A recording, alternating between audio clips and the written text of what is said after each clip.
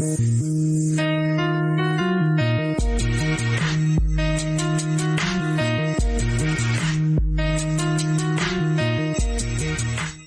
up, world? EstablishedRich coming right back at you. Boosie's street code can see the police, the cameras, and the bloggers. But somehow, it never seems to see the dead body laying on the ground. Down to YG's RICO for the murder of Draco the Ruler starts tomorrow.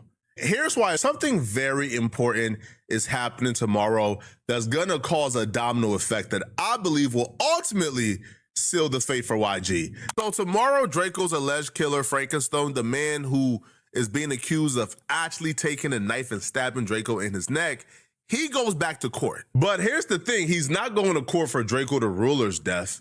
He's going to court for another body. YG has got a very, very big problem on his hand, and the internet is now unraveling the true reasons for his beef with Draco the Ruler, and it is unfortunately much more complicated than you possibly could have imagined. On record, I think there will come a day where YG will be charged. Really? And I'm going to tell you why.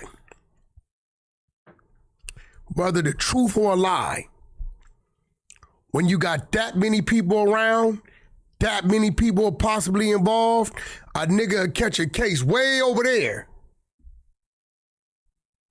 and spill the beans or create a lie to get out of it. And I think based on that, there's gonna come a day where YG gonna be cuffed fighting the case because a so-called homie then says something, whether true or not.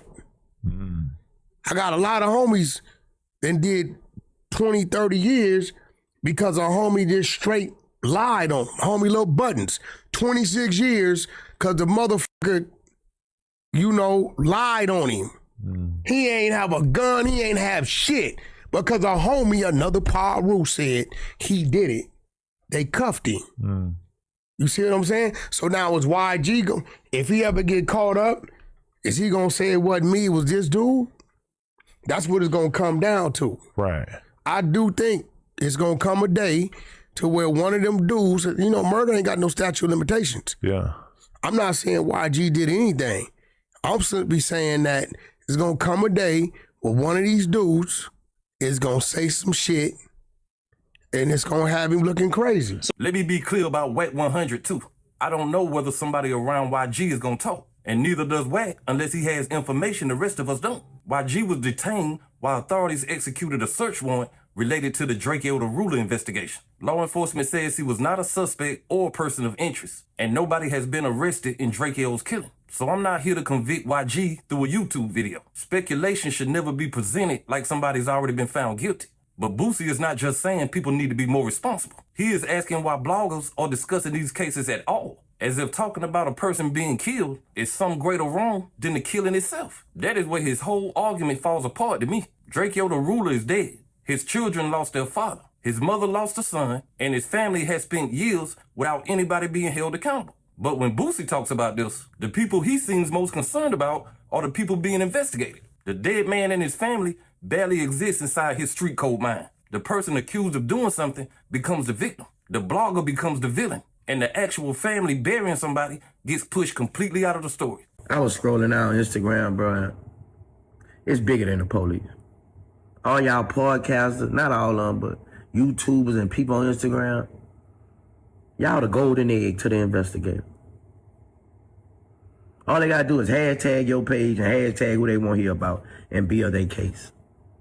Y'all go into depth, into detail, saying names, saying stuff about crimes. Like, it's sad, bro. And why is the question? The people y'all doing this trying to harm never harm you a day in their life. Y'all never had words. They don't even know you. The people you doing this for, they don't know you neither. They don't give a fuck about you. If they family won a silver suit, you wouldn't get shit. You wouldn't get $1. So why is the question? Do it make you sleep better at night? Like,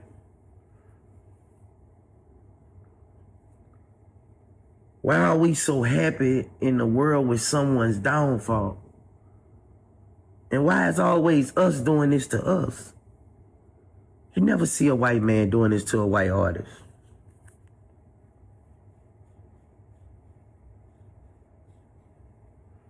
Why is you trying to solve a crime on the internet?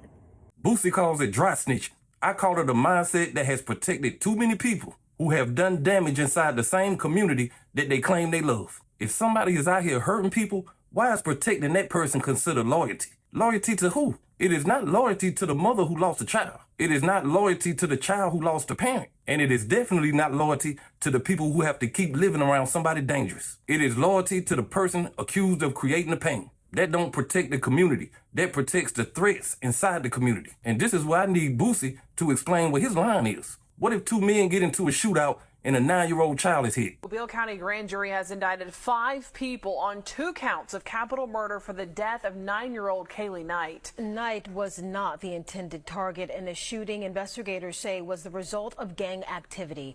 Shortly after that crime, we told you about 3 of the people police believe were involved.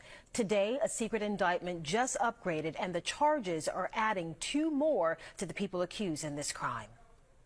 It was a shooting last December that shook the community. Kaylee Knight, a 9-year-old girl hit and killed by a bullet while she was asleep inside her home on Rhett Drive.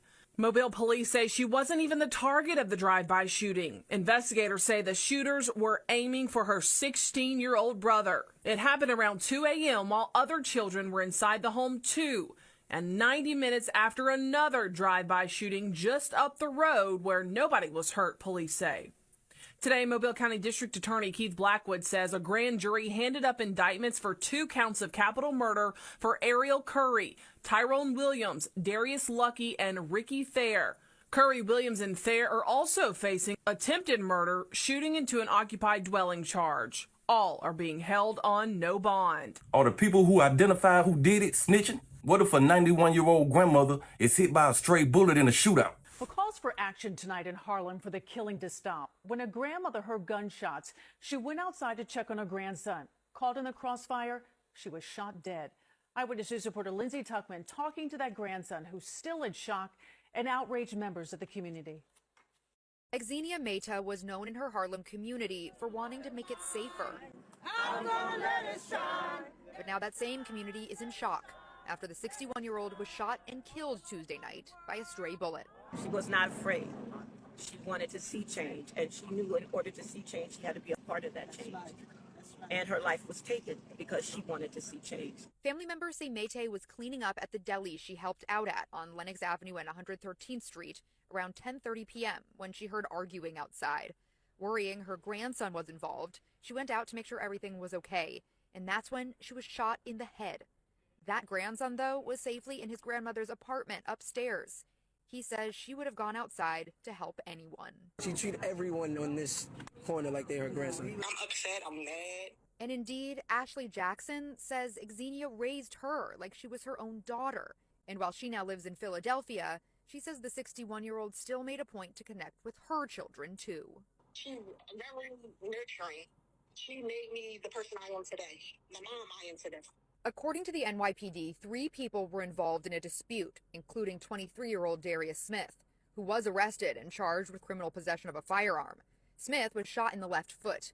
Officials believe he opened fire on another man, who then returned fire, fatally shooting Xenia. Are we supposed to protect the shooter from the police because of your street code? What if somebody is preying on children and a YouTuber helps put them in prison? Is that breaking your street code? Because once you start saying, well, that case is different, then you expose your whole code. Now you're admitting that sometimes helping hold somebody accountable is the right thing to do. You just want to decide which victims matter enough for the rules to change. That's not a street code. That's politics. It is picking and choosing based on who you like, who you know, what neighborhood they from, or how much street credibility they have. And that is why this mentality has held black people back forever.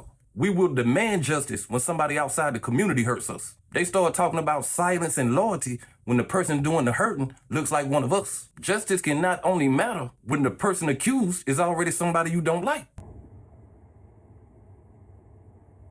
If they didn't have social media, it seemed like that would be our job. I mean, go get a job as a detective. They're hiring. You just getting it out. These niggas just getting it out. Like, but I want to know why. Do it make you sleep better at night? Like, even you interviewers, like, why ask somebody a question they can get them murdered? Why ask somebody a question they can get them 50 years to life in prison?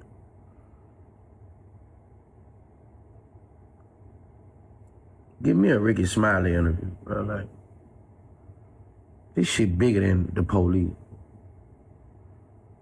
This shit is bigger than the police. Police could be looking way in somewhere else. Y'all gonna put them right there.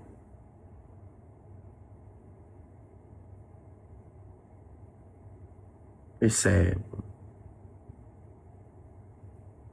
It really is, bro. And the question is, why?